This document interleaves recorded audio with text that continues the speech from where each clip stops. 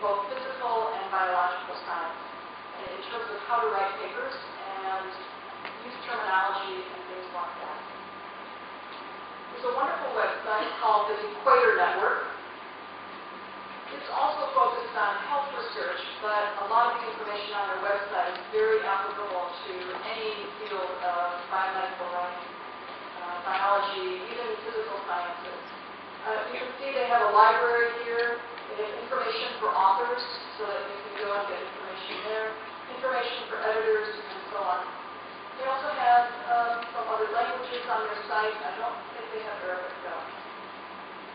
They also have a very good section on reporting guidelines, which are standard guidelines for how to report certain types of research studies. And there's an excellent website called AuthorAid, which is intended for authors in developing countries who are interested in publishing their work. And AuthorAid has two primary goals. The first is to provide resources to you for how to publish a paper.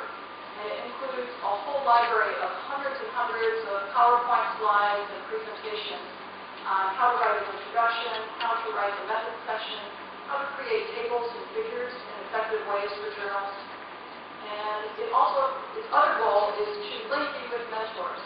So if, for example, you're looking for a mentor in the area of polymer mathematical modeling and numerical modeling, Dr. Koduk in Egypt here is a member of this site and is willing to be a mentor to you. So it's a way of connecting trainees and postgraduate students with experienced people in countries around the world who want someone to help them in writing their paper.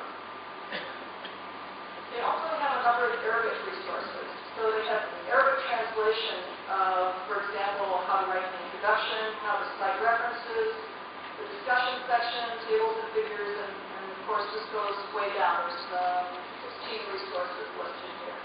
So if you haven't heard enough after we finish with our 4 sessions here, there's a lot of resources that you can go to that can provide additional information on writing and publishing. All right, so I'd like to take a short break for any questions, and then I briefly want to go through browsing a scientific paper. Are there any questions at this point? Yes. Okay, should I speak loud or have a mic? Yeah, is there a microphone that, yeah, there's a microphone there.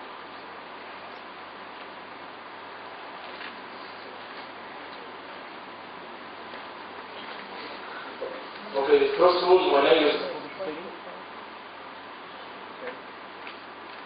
I can hear you. I think everybody can hear you. It's not running. Okay. Okay, first of all, I would like to... my name is Mahmoud Husseini. I'm a student here in IG Star. I can't hear Do you. you not hear me?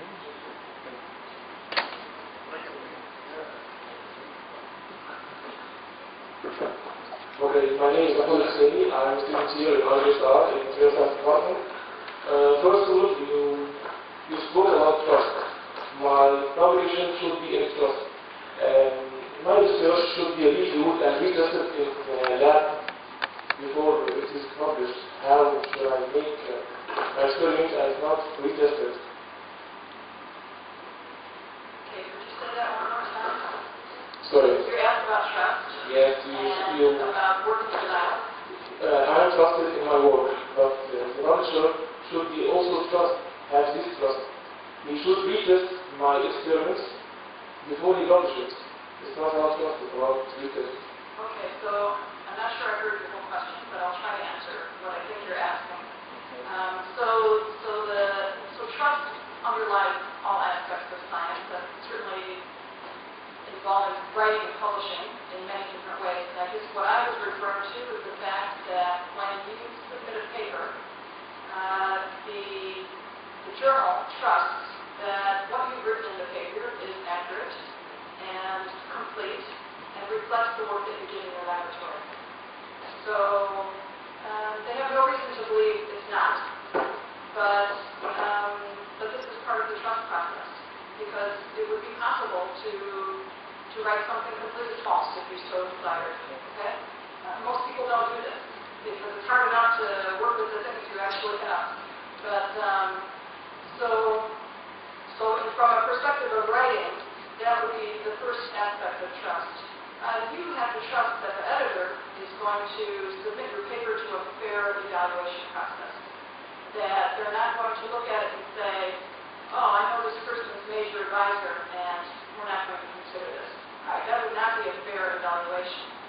You want to be your paper should be evaluated on its merits. And so the journal says we have these policies for evaluating a paper, and you have to trust that those policies are going to be followed in the evaluation of the paper. And it continues from there. So I think you were talking more about what's going on in your laboratory.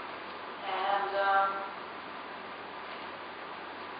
I'm not sure what you're referring to in terms of trust there, but certainly when we're doing research, we plan a study, and we're doing it with, we're completing it in the best way that we can, and we're working with instruments that have certain precision, and we have to trust the results that we get from instruments, but we know that there's perhaps some imprecision involved in measurements, but I think this is part of the process. Okay, I have another question. It's about what has been published before. You told me that I should go to the DC's site to see what the others did before. But what is the steps to follow, and how should I follow? I should think that others did something. I should start from the way that they finished. How should I follow the critical aspect to reach the point of what I'm going to do? Alright, so again, I'm not sure I fully understand the question. Please I'll try to say it quietly. Alright. Critical aspect.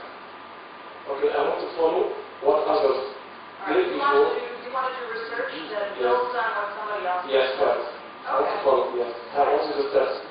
Right, so, and you're asking about trust? No. Not about trust, about the steps of What's following. possible? What can you do? So, obviously, we don't begin our work in a vacuum. We have to rely on work that's done before us in order to know what the questions are to answer. And so it's important to become familiar with the literature and to